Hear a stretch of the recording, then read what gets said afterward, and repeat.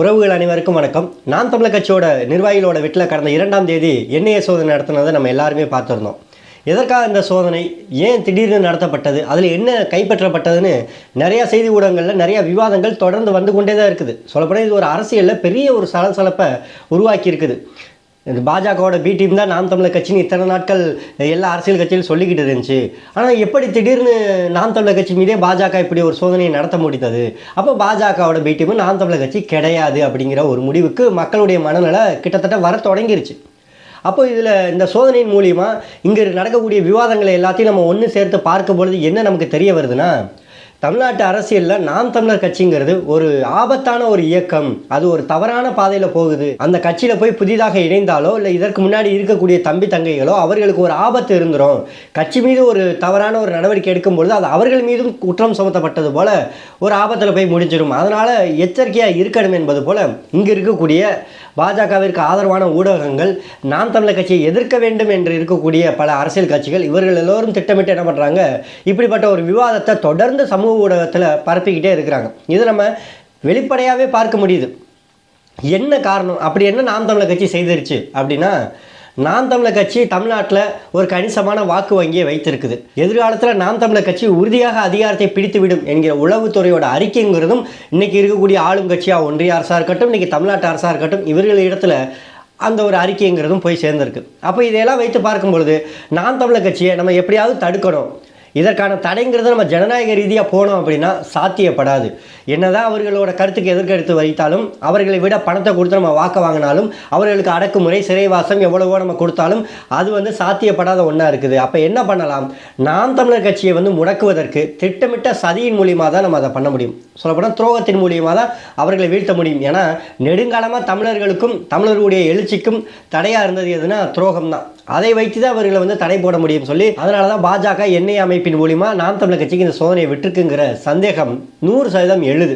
குறிப்பாக தமிழ்நாட்டில் நாம் தமிழர் கட்சியை மிக தீவிரமாக எதிர்க்கிறது யாராக இருப்பாங்கன்னா, இங்கே இருக்கக்கூடிய திராவிட கட்சிகள், இங்கே இருக்கக்கூடிய மாநில கட்சியில் அறியப்படக்கூடிய எல்லாருமே நாம் தமிழர் கட்சிக்கு எதிராக தான் இருப்பாங்க. எதிரான நிலைப்பாடு, எதிரான கருத்து எல்லாமே சொல்லுவாங்க.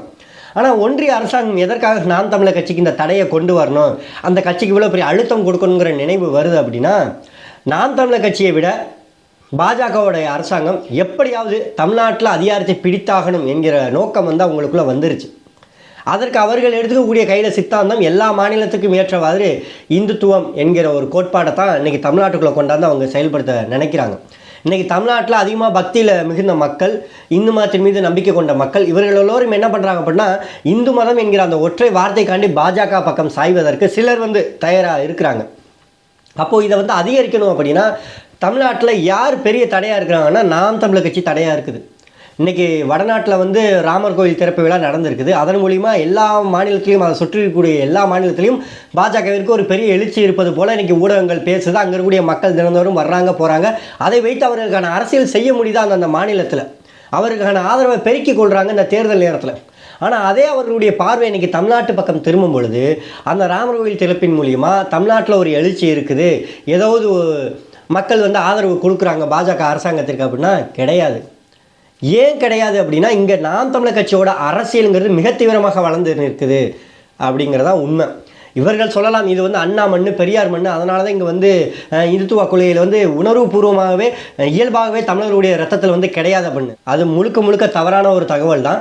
தமிழர்கள் இயல்பாகவே ஆரியத்திற்கும் திராவிடத்திற்கும் உடன்படாதவர்கள் தான். அவருடைய ரத்தத்தில் இயல்பாகவே ஆரியத்தை எதிர்க்கக்கூடிய ஒரு குணம்ங்கிறது எப்போதுமே இருக்கும். அதனால தான் ஆரிய படை கிடந்த பாண்டிய நெடுஞ்செழியன் வைத்திருந்தோம். சேர சோழ பாண்டியர் காலத்திலும் ஆரியர்களை எதிர்த்து போரிட்ட வரலாறுங்கிறது நமக்கு இருக்குது. அப்போ ஆரியர்களை எதிர்த்த வரலாறுங்கிறது தமிழர்களுக்கு மட்டும்தான் இருக்குது. பொய்யான திராவிடத்திற்கும் தமிழர்களுடைய வரலாற்றை திருடி கொண்ட ஆரியத்திற்கும் ஒருபோதும் கிடையாதுங்கிறது வெளிப்படையாக தெரியுது. இது வரலாற்று அடிப்படையில் பார்க்கும்பொழுது தமிழர்கள் இன்று வரை அது தொடர்ந்து பின்பற்றி கொண்டு வர்றாங்க. அப்போது அந்த இந்துத்துவ கொள்கையின் மூலிமா தமிழ்நாட்டில் நம்ம நினைக்கக்கூடிய அரசியலை ஏற்படுத்தி விட முடியல. அதற்கு நாம் தமிழர் கட்சி பெரிய தடையாக இருக்குது. இன்றைக்கி தமிழ்நாட்டில் 3 விதமான மக்களை நம்ம பிரிக்கலாம். ஒன்று, இந்து மதம் இருக்கிறது என்கிற ஒரு நம்பிக்கையை நம்பக்கூடிய ஒரு மக்கள் இருக்கிறாங்க. அவர்கள் பாஜகவிற்கு ஆதரவாக வாக்கு செலுத்தக்கூடிய வகையில் அவர்களுடைய அரசியலை அவங்க நகர்த்திக்கிட்டு போகிறாங்க. இன்னொரு பக்கம் திராவிட அரசியல் இங்கே வந்து இந்து மதம் இல்லைன்னு சொல்லாது, ஒரு காலத்தில் சொன்னுச்சு. இன்றைக்கி இருக்கக்கூடிய நிலைப்பாடு அவர்கள் இல்லைன்னு சொல்கிறதுக்கு திராவிட கோட்பாடு நடத்தக்கூடிய அரசியல் தலைவர்களே தயாராக கிடையாது. அவர்கள் இல்லைன்னு சொல்கிறது கிடையாது, இருக்குங்கிறதையும் அழுத்தமாக சொல்வது கிடையாது. மக்களை ஒரு குழப்பமான மனநிலையில், ஏன்னா அவர்கள்கிட்டே ஒரு உறுதியான ஒரு கோட்பாடு கிடையாது. இன்றைக்கி திராவிடங்கிற சித்தாந்தம்லாம் உடைந்து பல வருடம் ஆயிடுச்சு. அதனால் அவர்களால் வந்து மெல்லவும் முடியலை முழுங்கவும் முடியலை சொல்லி ஒரு கோட்பாட்டோடு அவர்கள் மக்களை அரவணைச்சு ஓட்டிட்டு போகிறாங்க. இன்னொரு பக்கம் பார்த்தா நாம் தமிழர் என்கிற ஒரு கட்சி தெளிவாக சொல்லுது, தமிழர்கள் நாங்கள் இந்துக்கள் கிடையாது, எங்களுடைய வழிபாடு அது கிடையாது, இது வெள்ளைக்காரனால் உருவாக்கப்பட்ட சட்டத்தின் மூலியமாக தான் நாங்கள் இன்றைக்கி அந்த மதத்திற்குள்ளே வாழுகிறோம் அப்படிங்கிறத வெளிப்படையாக உடைக்குது. எல்லா மேடையிலையுமே சொல்லுது, எல்லா இடத்துலையுமே ரொம்ப துணிச்சலாக அந்த கோட்பாட்டை முன்னிறுத்துது. அப்போ மக்கள் வந்து அந்த வரலாற்றின் பிழையிலிருந்து திரும்பி வர்றாங்க, மக்கள் அந்த வழிபாட்டின் முறையிலேருந்து திரும்பி வர்றாங்க. அப்போ முருகன் வந்து நம்மளுடைய கடவுள், நம்மளுடைய குலசாமிகள் நம்மளுடைய வழிபாடு தான், நம்ம வந்து சைவ மதத்தை தழுவியவர்கள் தான், நம்ம வைணவ மதத்தை தழுவியவர்கள் தான், நம்ம வந்து இந்து மதம்ங்கிறது இங்கே திட்டமிட்டு உருவாக்கப்பட்டு அதன் மூலிமா நம்மளோட அரசியலுங்கிறது பறிக்கப்படுது, அதன் மூலிமா நம்மளோட வழிபாடு அளிக்கப்படுது, நம்மளுடைய மொழிங்கிறது நம்மளோட கோயிலிருந்து வெளியேற்றப்படுது அப்படிங்கிறதெல்லாம் இங்கே இருக்கக்கூடிய மக்கள் வந்து தெளிவாக புரிஞ்சுக்கிறாங்க. அப்போது நாம் தமிழர் கட்சி கோட்பாட்டு ரீதியாக தமிழ்நாட்டு அரசியலில் ஒரு பெரிய ஒரு அரசியல் மாற்றத்தை கொண்டு வந்திருக்குது. அப்போ அந்த கட்சிக்கு நம்ம தடையை உருவாக்கினா மட்டும்தான் எதிர்காலத்தில் இங்கே வந்து இந்துத்துவம் என்கிற ஒரு கோட்பாட்டின் மூலிமா நம்ம இங்கே வந்து பெரிய அளவில் வளர முடியும். நாம் தமிழர் கட்சி இருக்கிற வரைக்கும் தமிழ்நாட்டில் நம்மளுடைய அரசியலை வந்து செயல்படுத்த முடியாதுங்கிறது பாஜகவிற்கு தெளிவாக தெரியும்.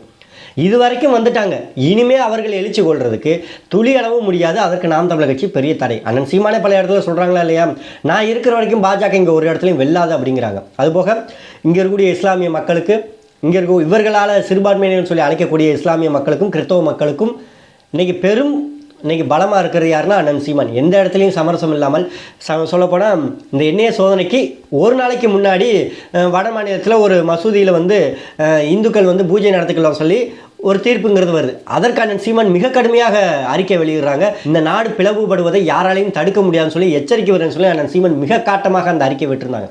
அப்போ இந்த மாதிரியான காட்டம் எல்லாமே அவர்களுக்கு என்ன மாதிரியான ஒரு கோபத்தை உண்டாக்குது அப்படின்னா, ஒரு சீமான் அதிகாரத்தில் இல்லாதவர்கள் இவ்வளோ தூரம் நம்மளை எதிர்க்கிறாங்களே, இந்த தேர்தல் சமயத்தில் நம்ம அதை விட்டு வைக்கக்கூடாதுங்கிற ஒரு கோபம் வருது. அப்போ முழுக்க இது பாஜக என்ன பண்ணுது, தன்னோட அரசியலுக்கு எதிராக இருக்குது சீமான். தமிழ்நாட்டு அரசியலில் அண்ணன் சீமானை எதிர்க்கக்கூடியவர்கள் என்னதான் பாஜகவோட பி டீம் நாம் தமிழர்னு சொன்னாலும் கோட்பாட்டு ரீதியாகவும் அரசியல் ரீதியாகவும் பாஜக அரசாங்கம் என்றைக்குமே அதுக்கு உடன்பட்டது கிடையாது. அவர்கள் வந்து தெளிவாக முடிவு பண்ணிட்டாங்க, நாம் தமிழர் கட்சிக்கு ஏதோ ஒரு விதத்தில் நம்ம வந்து சதித்திட்டம் செய்தாலும் அவர்கள் மீது ஒரு குற்ற பின்னணியை உருவாக்கி ஆகணும், அவர்கள் பின்னாடி இளைஞர் சேர்வதை மக்கள் சேர்வதை குறைக்கணும்னு. அதற்காக தான் இந்த நடவடிக்கை எடுக்குது. இதில் பாருங்கள், பாஜகவை சேர்ந்தவர்கள், நாம் தமிழர் கட்சிக்கு எதிரான கோட்பாட்டில் உள்ளவர்கள், இந்துத்துவ கோட்பாட்டில் உள்ளவர்கள், இவர்கள் எல்லோருமே நான் பாஜகவோட அந்த நடவடிக்கைங்கிறத முழு மனதோடு ஏற்கிறாங்க. அதற்கேற்ற வகையில் தன்னோட கருத்துக்களை பதிவு செய்கிறாங்க. தடை செய்யப்பட வேண்டிய ஒரு இயக்கமாக இருக்குது, அது உண்மையிலே நாட்டு நலனுக்கு எதிராக இருக்குது, தேச நலனுக்கு எதிராக இருக்குது அப்படின்னு. சகோதரர் தென்னகம் விஷ்ணு கூட அவரோட காணொலி ஒரு நேர்காணலில் பேசும்போது அவரே முதல் வார்த்தையை அவர் சொல்லியிருந்தார். என்னென்னா, நாங்கள் தேச விரோதத்திற்கு எதிராக செயல்படுறோம், நாங்கள் விடுதலை புலிகள் அமைப்பை வந்து ஆதரிக்கிறோம், நாங்கள் தான் நாட்டு நலனுக்கு எதிராக இருக்கிறோம் அப்படின்னா, அப்போ அதே போல் வந்து அண்ணாமலை அவர்களையும் நீங்கள் கைது பண்ணி தான் ஆகணும். ஏன்னா கடந்த மே 17 முள்ளிவாய்க்கால் அந்த நினைவு நாளில் வந்து என்ன பண்ணியிருந்தாங்க அப்படின்னா, ஐயா பல நெடுமாறன் அவர்களுடைய கூட்டத்தில் போய் அண்ணாமலை அவர்கள் கலந்து கொண்டு இருக்கிறாங்க. அங்கே விடுதலை புலிகளோட ஆதரவாளர்களாக இருந்தவர்கள், அவர்கள் வந்து இந்தியா ஒன்றிய அரசாங்கத்தால் கைது செய்யப்பட்டவர்கள், பல வழக்குகள் வாங்கப்பட்டவர்கள். இன்னும் சொல்லப்போனால் ஐயா பல நெடுமாறன் எழுதிய புத்தகத்தை தான் இன்றைக்கி நாம் தமிழர் கட்சி வீட்டில் நிர்வாகிகளோட வீட்டில் இருந்து இன்றைக்கி எடுத்துகிட்டு போயிருக்காங்க. அப்போது ஒரு புத்தகமே மிக ஆபத்தானதாக அவர்களோட கண்ணுக்கு தெரியுது அப்படின்னா, அந்த புத்தகத்தை எழுதிய தலைவர்களோடு பாஜகவோட மாநில தலைவர் அண்ணாமலை தான் சேர்ந்து மெழுகுவர்த்தி ஏற்றி வைத்தார். நினைவேந்தலில் போய் கலந்துக்கிட்டாங்க. அப்போ அண்ணாமலையும் அங்கே வந்து ஒரு குற்றவாளியாக பார்க்கப்படுவாரா? அண்ணாமலையும் அதோடு தொடர்பு படுத்தி அவர்களால் பேச முடியுமா? பேச முடியாது. ஏன்னா அது அவர்களுடைய கட்சி தலைவர்கள், அவர்களுடைய அரசியலுக்காக அவர்கள் வந்து அவங்க பேசுகிறாங்க. உண்மையாக அனுபவனுக்கும் கதாநாயகனாக அனுபவனுக்கும் வேறுபாடு இருக்குது. அதுதான் இங்கே வந்து நடந்தது. அப்போ அதுபோல் இங்கே நாம் தமிழர் கட்சி இங்கே ஆதரிக்குது அப்படின்னா அது மக்கள் இயக்கமாக இருந்திருக்குது, மக்களுக்கான விடுதலை போராட்டத்தை முன்னெடுத்து இருக்குது, உலக நாடுகள் எல்லாம் அதை அங்கீகரித்து இருக்குது. இன்றைக்கி ஜெர்மனியாக இருக்கட்டும், ஃப்ரான்ஸாக இருக்கட்டும், அமெரிக்காவாக இருக்கட்டும், லண்டனாக இருக்கட்டும், கனடாவாக இருக்கட்டும், இப்படி உலகம் போற்றக்கூடிய எல்லா நாடுகளும் அனுமதிக்குது தமிழில் தேசிய கொடி அங்கே வந்து பயன்படுத்துவதற்கு, அந்த நாட்டோட கொடியோடு சேர்ந்து ஏற்றுவதற்கு அனுமதிக்குது. அந்த மக்களுடைய போராட்டத்தை தலைவர் பிரபாகரனோட புகைப்படத்தை பயன்படுத்துவதற்கும் அந்த கொடிகளை பயன்படுத்துவதற்கும் அது மக்கள் இயக்கமாக அங்கு பேசப்படுவதற்கும் அங்கு ஜனநாயக உரிமை இருக்குது. ஆனால் வேற்றுமையில் ஒற்றுமைன்னு சொல்லக்கூடியவர்கள் தமிழின மக்கள் இங்கே வாழ்கிறாங்க. கிட்டத்தட்ட இந்தியாவோட பொருளாதாரத்தில் மிகப்பெரிய பங்கு வகிக்கக்கூடிய தமிழின மக்கள் இங்கே இருக்கிறோம். 8 கோடி மக்களோட ஒரு உறவாக இருக்கக்கூடிய ஈழத்தமிழர்களுக்கு ஆதரவான அந்த மக்கள் இயக்கத்தை இங்கே வந்து பேசுவதற்கும் அவருடைய புகைப்படத்தை பயன்படுத்துவதற்கும் இங்கே வந்து தடை இருக்குது. அப்போ இங்கே தமிழர்கள் எழுச்சி அடைந்து விடக்கூடாது, தமிழர்களுக்கான ஒரு எழுச்சி கிழித்து விடக்கூடாது என்பது தான் அவருடைய நோக்கம். அதற்காக தான் அந்த தடை அவங்க வைத்திருக்காங்க. இவங்க தான் சொல்கிறாங்க இயக்கமே கிடையாதுன்னு, அப்புறம் இயக்கத்தை உருவாக்க போகிறோம்னு நாம் தமிழர் கட்சி வீட்டில் சோதனைங்கிறாங்க. அப்போ இது எல்லாமே ஒரு ஒட்டுமொத்தமாக பார்த்தோம் அப்படின்னா இது ஒட்டுமொத்த தமிழினத்தின் மீதும் சுமத்தப்படுகிற ஒரு பிழையாகவும் ஒரு குற்றமாகவும் இது திட்டமிட்ட சதியும் தான் தெரியுது. இப்போ இதில் பாஜகவுக்கு உடன்பட்ட கருத்துக்கள் உள்ளவர்கள் எல்லோருமே பாஜக ஆதரவாக நிலைப்பாடில் நாம் தமிழர் கட்சிக்கு தடை செய்யணும், இது ரொம்ப தவறானது, தேச நலனுக்கு எதிரானதுன்னு அவங்க பேசிட்டு முடிச்சிடறாங்க. இங்கே இருக்கக்கூடிய திராவிட அரசியல் என்ன பண்ணுது அப்படின்னா திராவிடத்திற்கு நாம் தமிழர் கட்சியை தடை பண்ணணுங்கிறத அவங்க பேசலை. பணம் வந்துருச்சு பார்த்தீங்களா, பணம் வாங்கிருச்சு பார்த்தீங்களா, என்ன நடந்துச்சு பார்த்தீங்களா, சாட்டையவே அண்ணனை ஏமாற்ற பார்த்தா, இதுக்கு தான் அண்ணனை சொல்கிறது தம்பிகள் உஷாராக இருக்கணும் அப்படின்னு சொல்லி இவனுக்கு ஒரு பக்கம் உருட்ட ஆரம்பிக்கிறாங்க. அப்போ இவனுங்களோட நோக்கம் அங்கே என்ன இருக்குன்னா நாம் தமிழர் கட்சியை தடை பண்ணக்கூடாது. ஏன் தடை பண்ணக்கூடாதுன்னா அவங்களுக்கு சோறு கிடைக்காதுங்க, நீங்கள் நினைக்கிற மாதிரி கிடையாது. நல்ல எண்ணத்தின் அடிப்படையில் அவங்க சொல்லலை. அவங்க பொழப்ப ஓட்டுறதே சீமானை வச்சு தான், நாம் தமிழர் கட்சியை வச்சு தான். நீங்கள் மனசாட்சியை தொட்டு சொல்லுங்கள், நாம் தமிழர் கட்சின்னு ஒரு கட்சி மட்டும் இந்த தமிழ்நாட்டில் இல்லை அப்படின்னா இன்றைக்கி இருக்கிற திராவிட அரசியலுக்கு ஆதரவாக வைத்திருக்கக்கூடிய வலையொலிகள் ஒருத்தவனாவது பார்ப்பானா?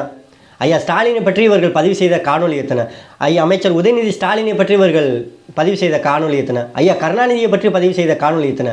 நீங்கள் விரல் விட்டு எண்ணிடலாங்க 1 2 3ன்னு. ஆனால் நான் சீமானை பற்றி மாதத்திற்கு 100 காணொலி வெளியிடுறாங்க. அதில் தான் அவர்கள் அவ்வளோ தூரம் சம்பாதிக்கிறானுங்க, வைத்த நிரப்பிக்கிறானுங்க, பொழைச்சிட்டு போகிறானுங்க, நம்ம விடுறோம். இதெல்லாம் வந்து அவர்களுக்கு கிடைத்த ஒரு பெரும் ஒரு பாக்கியம் தான் சொல்லணும்.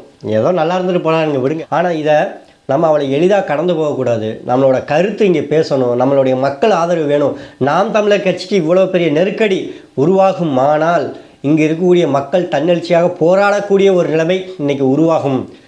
இன்றைக்கி ஐயநாதன் அதைத்தான் வந்து சொல்கிறாங்க, நாம் தமிழர் கட்சி நீங்கள் அவளை எளிதாக பிரிக்க முடியாது, அது மக்களோடு மக்களாக கலந்த ஒரு இயக்கம், உணர்வோடு கலந்த ஒரு இயக்கம். நாம் தமிழர் கட்சி அவளை எளிதாக நீங்கள் வந்து வீழ்த்து விட முடியாதுங்க. நாம் தமிழர் கட்சிக்கு ஒரு ஆபத்து, நாம் தமிழர் கட்சிக்கு ஒரு பாதிப்பை இன்றைக்கி ஒன்றிய அரசாங்கமோ தமிழ்நாட்டுடைய அரசாங்கமோ இணைந்து ஏதோ ஒரு விதத்தில் செயல்படுது அப்படின்னா மக்களுடைய எழுச்சிங்கிறது இங்கே வந்து இருக்கும். அவ்வளோ எளிதாக நீங்கள் நினைக்கிறத வந்து சாத்தியப்படுத்திட முடியாது. நாம் தமிழர் கட்சி 2024 மிகப்பெரிய ஒரு வளர்ச்சியை எட்டும், 2026 எட்டும். அது வந்து தமிழ்நாட்டு அரசியலில் ஒரு தவிர்க்க முடியாத சக்தியாக மாறும் என்பதெல்லாம் இன்றைக்கி ஒன்றிய அரசாங்கமோ தமிழ்நாட்டுடைய அரசாங்கமோ மறுக்க முடியாது. வெளியில் வேணாலும் அவர்களால் பேசாமல் இருக்கலாம், ஆனால் அவர்கள்கிட்ட இருக்கக்கூடிய ஒரு உளவுத்துறை அறிக்கையோ இல்லை அவர்களுடைய அரசியல் திறனாய்வாளர்களுடைய கருத்தின் மூலியமாகவோ வெளிப்படையாக தெரியுது. நாம் தமிழர் கட்சியை இவர்கள் நினைப்பது போல தடை செய்வதோ, இவர்கள் வந்து குற்றம் சுமத்த நினைப்பதோ, மக்கள் இடத்துல எழுச்சியை தடுக்க நினைப்பதோ ஒருபோதும் நடக்காத ஒன்று தான். இன்றைக்கி தமிழ்நாட்டு அரசியலை பார்த்தா திமுக ஒரு பக்கம் எல்லா கட்சிகள்ட்டையும் கூட்டணி பேச்சுவார்த்தை நடத்துது. தொகுதி பங்கிடுங்கிற முறையில் அவர்களுக்குள்ளே ஏகப்பட்ட குழப்பங்கள் வருது. அதிமுக ஒரு பக்கம் பார்த்தா யார் நம்ம கூட்டணிக்கு வருவாங்க, வர்றவங்களை வந்து நம்ம எப்படி வந்து அந்த தன்னோட கூட்டணிக்குள்ளே தக்க வைத்து கொள்ளலாம்னு சொல்லி அவங்க ஒரு பக்கம். பாஜகவோட நிலைமை ரொம்ப பரிதாபமாக இருக்குது. அப்போது ஒரு கட்சி வந்து ஒரு தேர்தலை சந்திக்கிறதுக்கு முன்னாடி தனக்கிட்ட கூட்டணி கட்சிக்குள்ளே சில பேரை கொண்டு வரணும், அதன் மூலியமாக நம்ம ஆதாயம் அடையணும், நம்ம வெற்றியை சாத்தியப்படுத்தணும்னு சொல்லி ஒவ்வொரு கட்சியும் திணறிக்கிட்டு இருக்குது. ஆனால் இந்த மாதிரி திணறல் இல்லாமல், இந்த மாதிரி குழப்பம் இல்லாமல் தனித்து நின்று ஒரு நாம் தமிழர் கட்சி மக்களை மட்டுமே நம்பி சந்திக்குது, ஒரு பெரிய பொருளாதாரம் இல்லாமல் அப்படின்னா அது தமிழ்நாட்டு அரசியலில் வந்து பெரிய ஒரு விடயம். அந்த விடயத்தை வந்து தடுத்து நிறுத்தணும் அப்படிங்கிறதுக்கு தான் இன்றைக்கி பாஜகவுடைய அரசாங்கம் இந்த அளவுக்கு முயற்சிகளை எடுத்துக்கிட்டு இருக்குது. அவர்கள் கைப்பற்றப்பட்டதோ அவர்களுடைய சோதனைங்கிறதோ இவர்கள் பேசக்கூடிய அளவுக்கு ரொம்ப ஆபத்தானதெல்லாம் கிடையாது. தெளிவாக அவங்க வந்து சொல்லியிருக்காங்க, இது வந்து சாதாரண ஒரு விசாரணை மட்டும்தான் அப்படிங்கிறது. ஏன்னா கட்சியில் இருக்கக்கூடியவர்கள் எல்லோருமே அண்ணன் சீமானவருடைய வார்த்தைக்கு மீறி எந்த ஒரு செயலையும் ஈடுபடுவது கிடையாது. அது அண்ணன் சீமானவர்கள் மிக தெளிவாக ஒரு கட்சியை வந்து உருவாக்கி இருக்கிறாங்க. இந்த சோதனைக்கோ இந்த விவாதங்களுக்கோ இந்த அவதூறுகளுக்கோ நம்ம பதில் சொல்வதை விட்டுட்டு நம்மளோட வேலையில் நம்ம இன்னும் தீவிரமாக வேலை செய்து இந்த தமிழ் நிலத்தில் நாம் தமிழர் கட்சியை மாற்று அரசியல் என்பதை விட இதை மாற்றுவதற்கு வேறு எவரும் கிடையாது, நாமே மாற்று, நாம் தமிழரே மாற்று என்கிற கோட்பாட்டோடு நம்ம வேலை செய்யணும்.